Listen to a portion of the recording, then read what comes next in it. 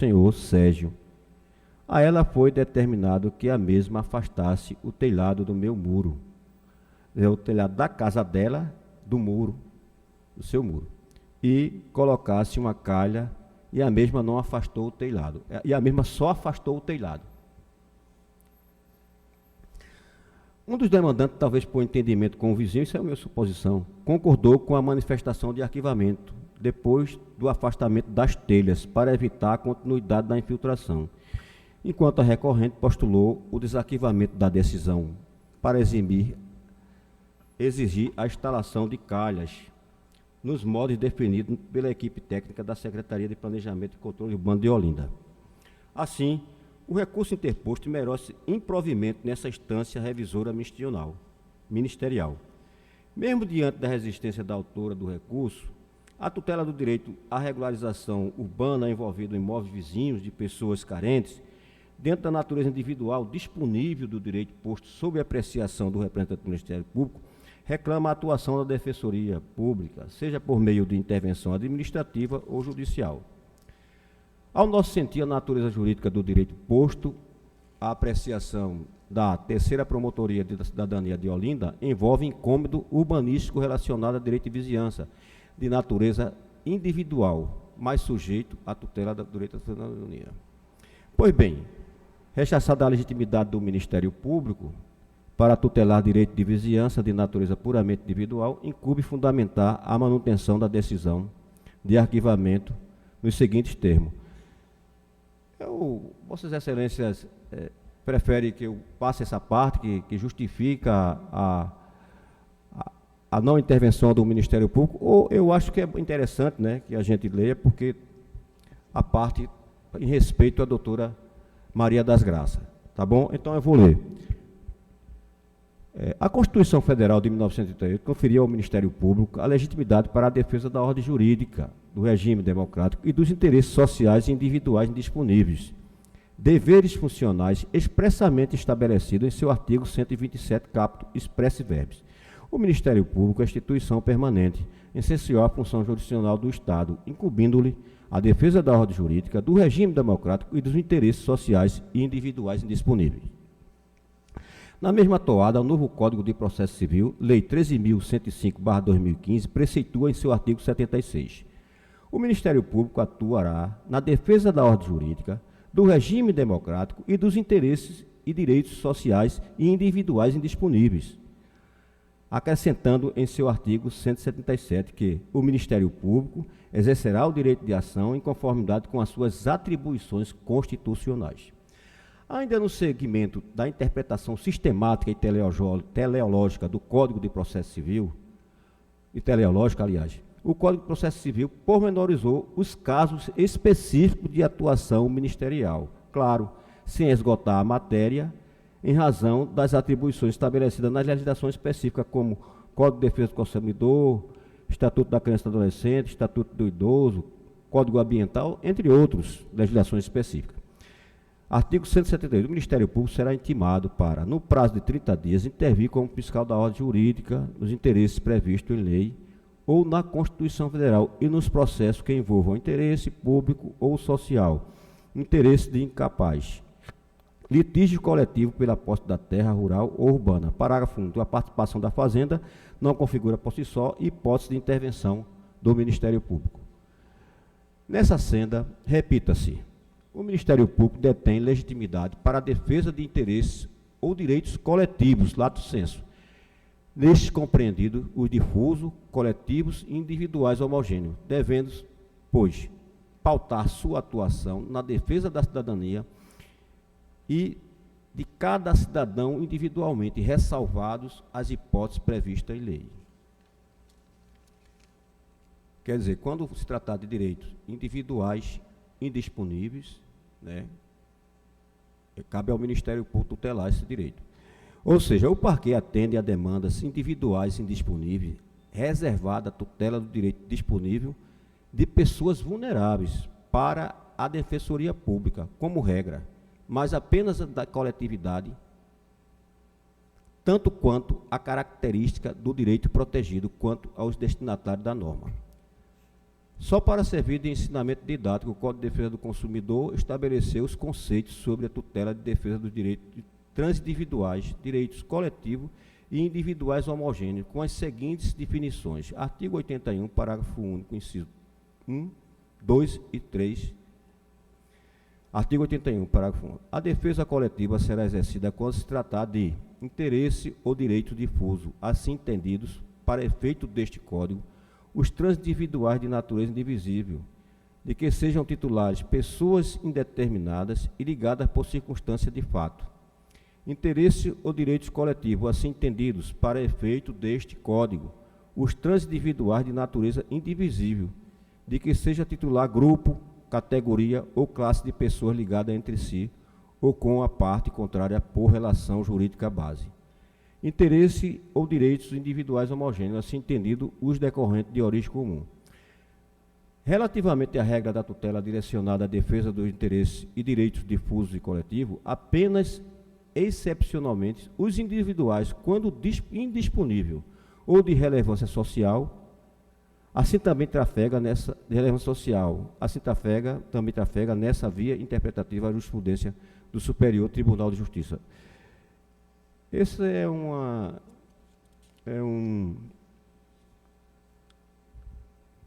acordo muito extenso, né, que eu vou passar uma boa parte e vou apenas me deter a parte que melhor poderá servir para o esclarecimento do caso, que é o item 7. A jurisprudência dessa Corte vem sedimentando-se em favor da legitimidade do Ministério Público para promover a ação civil pública, visando a defesa de direitos individuais homogêneos, ainda que disponíveis e divisíveis, quando há relevância social objetiva do bem jurídico tutelado, a dignidade da pessoa humana, a qualidade ambiental, a saúde, a educação, para citar alguns exemplos, ou diante de manifestação de conflito em si considerado. É evidente que a Constituição da República não poderá aludir, no artigo 129.2, à categoria de interesses individuais homogêneos que foi criada pela lei consumerista. A propósito, o Supremo Tribunal Federal já enfrentou o tema e, adotando o comando constitucional em sentido mais amplo, posicionou-se a favor da legitimidade do Ministério Público para propor ação civil pública para a proteção dos mencionados direitos precedentes. No presente caso, de acordo com a jurisprudência do tribunal, é patente a legitimidade do Ministério Público para propor ação civil pública em defesa de direitos individuais disponíveis de candidatos específicos ao exame da OAB, porque se trata de direito de informação, interesse social, mediante a busca e proteção de garantias constitucionais da publicidade e acesso à informação. Veja, eu trago esse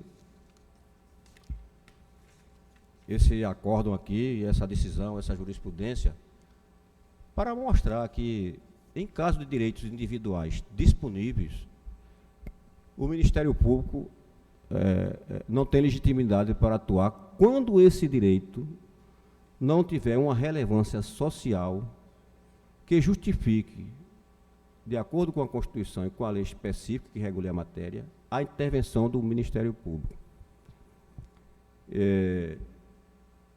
Existe aqui a discussão doutrinária sobre a intervenção do Ministério Público em matéria de direitos coletivos, quando se tratar de direitos, assim, eu diria assim, interesse social primário. Aí a jurisprudência e a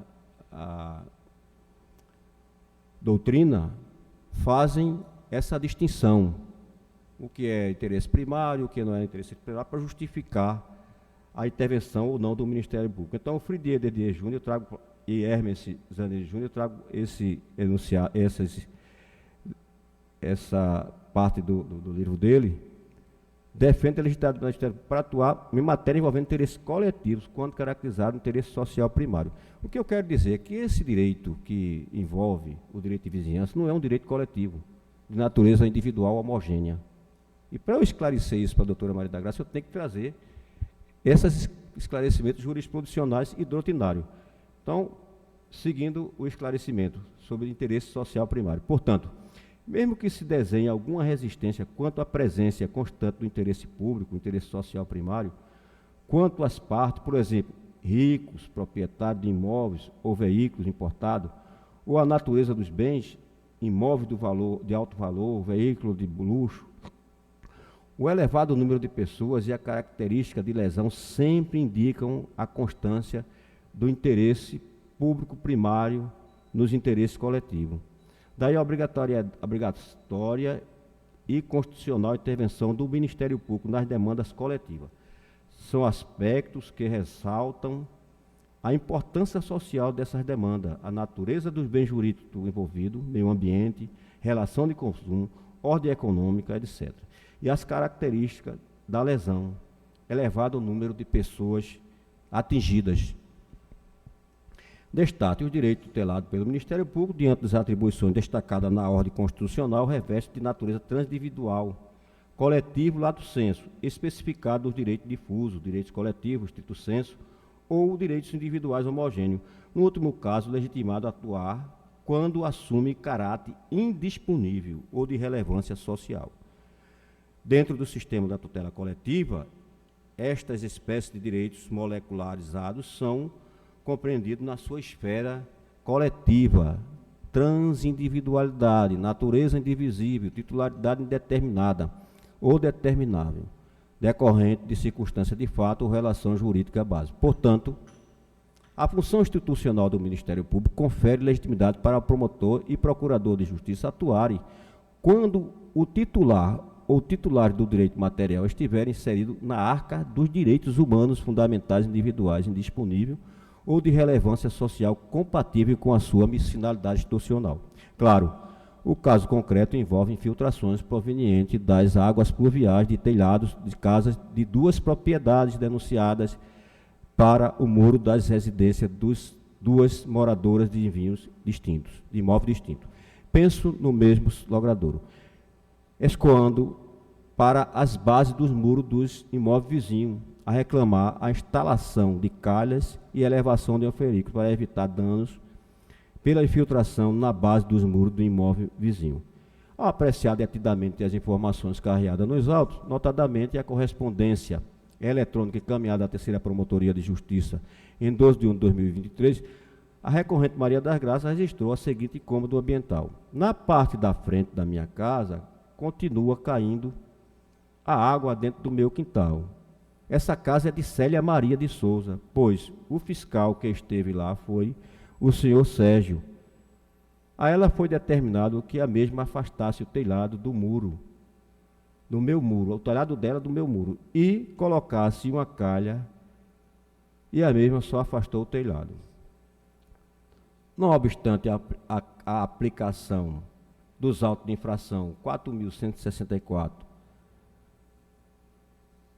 ao responsável pelo imóvel 521 da rua Cônego Xavier Pedrosa e número 2041 ao responsável pelo imóvel 535 da rua Cônego Xavier Pedrosa, a recorrente persiste com a demanda para obrigar a vizinha a instalar uma calha para receber as águas do telhado, medida com certeza justa e adequada para resolver definitivamente a infiltração no muro.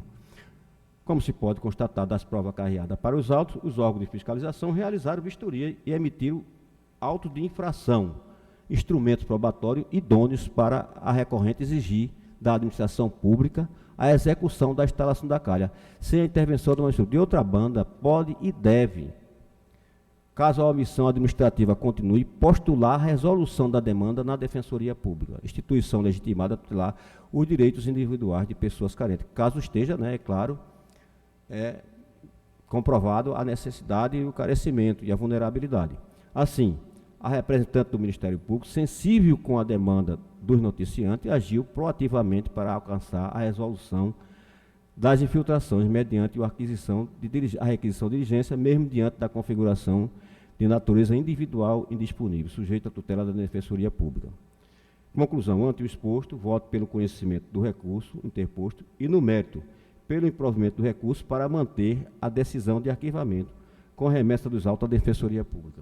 Então, eu peço aqui desculpa à doutora Maria da Graça, Maria das Graças, e pelo meu voto, porque o reconhecimento realmente a senhora tem todo o direito de questionar, né? Mas o Ministério Público ele se mostrou muito solícito, muito aberto à solução do problema. Tanto é que requereu a vistoria, né? Foi importado auto de infração e, portanto, eu vejo que o Ministério Público se sentiu com o dever cumprido diante, eu acredito, principalmente, do número de demanda que o membro do Ministério Público tem para resolver. A terceira Promotoria da Cidadania de Olinda, ela tem muitas atribuições e, mesmo assim, se propôs a colaborar com a resolução desse conflito de vizinhança, que não é um conflito fácil de se resolver, não é?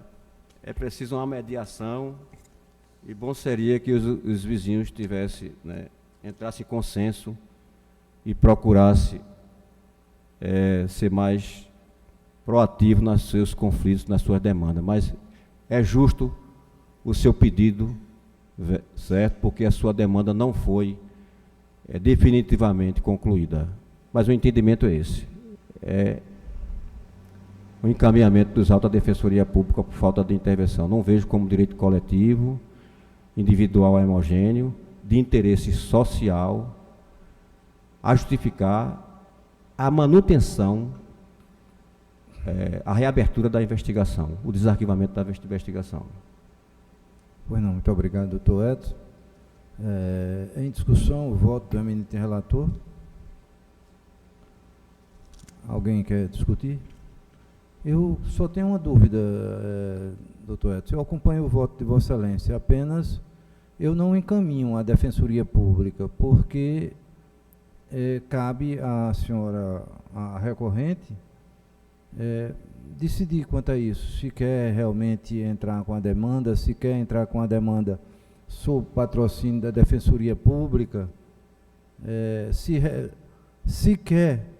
ela deseja entrar sob patrocínio da Defensoria Pública, se reúne as condições para tanto, e eu não tenho essas informações a respeito disso, de modo que eu acompanho o voto de Vossa Excelência, no sentido de, primeiro, parabenizar a diligente promotora ou promotor que atuou no caso. Nós sabemos que esses conflitos de vizinhança, eles muitas vezes se transformam em situações bem mais graves, não é?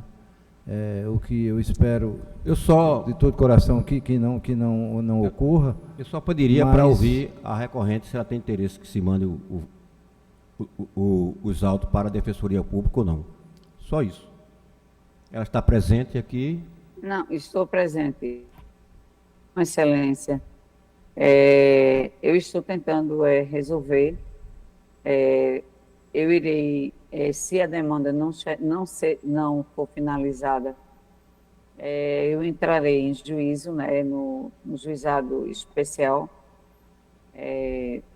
para recorrer meus direitos, né? Assim, eu acho que o que foi falho não foi a promotoria, e sim o órgão em si, o controle urbano. A minha reclamação junto à promotoria foi em relação a isso, porque eles foram muito falhos, eles continuam falhando. Pois não. Não existe uma fiscalização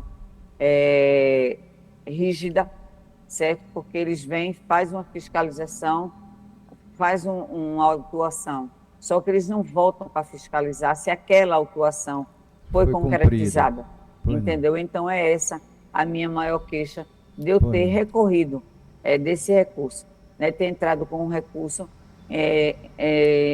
contra a decisão da doutora Belice. Agradeço demais, ela foi muito cordial comigo, e agradeço a todos cordialmente, principalmente meus cumprimentos ao excelentíssimo conselheiro relator doutor Edson José Guerra, e a todos os demais. Eu estou satisfeita e obrigado. Como já enfatizei, muito obrigado. Assim, eu não consegui finalizar essa demanda, eu entrarei em juízo.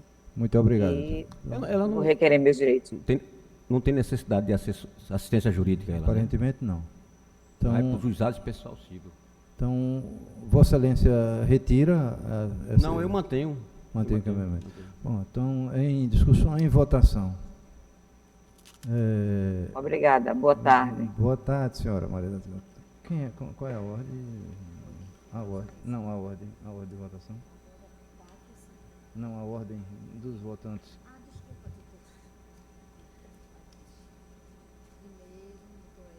Doutor Edson, doutor Agnaldo está fora. Doutora Giane.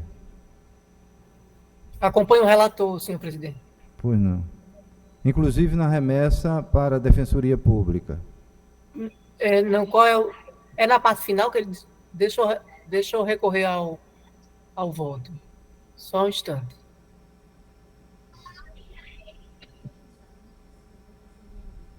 Não acho que seria o caso, não, de remeter. Seria só negando o provimento ao recurso, já que a própria recorrente diz que não tem interesse de ser assistida pela Defensoria. Não foi isso que ela disse? Exatamente. Então seria... Ela disse que é juizado cível. Aí o juizado não precisa de advogado. Seria pelo improvimento do recurso. Muito obrigado, doutora Giane. Doutor Silvio. Senhor presidente, senhor relator, parabenizar pela emissão do voto, mas eu entendi também que ela não tem o interesse de seguimento com a defensoria, pelo que eu pude ler das palavras dela. Eu voto nesse sentido também, com o arquivamento, mas sem a remessa à defensoria pública. Doutora Lúcia. No mesmo sentido, com o doutor Silvio e a doutora Giane, sem a remessa, porque a parte não precisa vir. Pois não, eu também voto no sentido de acompanhar o relator pelo arquivamento, mas sem encaminhamento à Defensoria Pública. Então, por maioria de votos, o Conselho decidiu conhecer do recurso negar provimento. Na sequência, senhores conselheiros, ao SEI 19, 20, 05, 38, 0017 568/2022 2005. Essa sessão é fechada. Se bem que ela não está sendo transmitida, né? Mas pelo sim, pelo não. Pronto, ótimo. Mas de qualquer maneira fica o registro na gravação de que ela foi submetida aí ao sigilo. Trata-se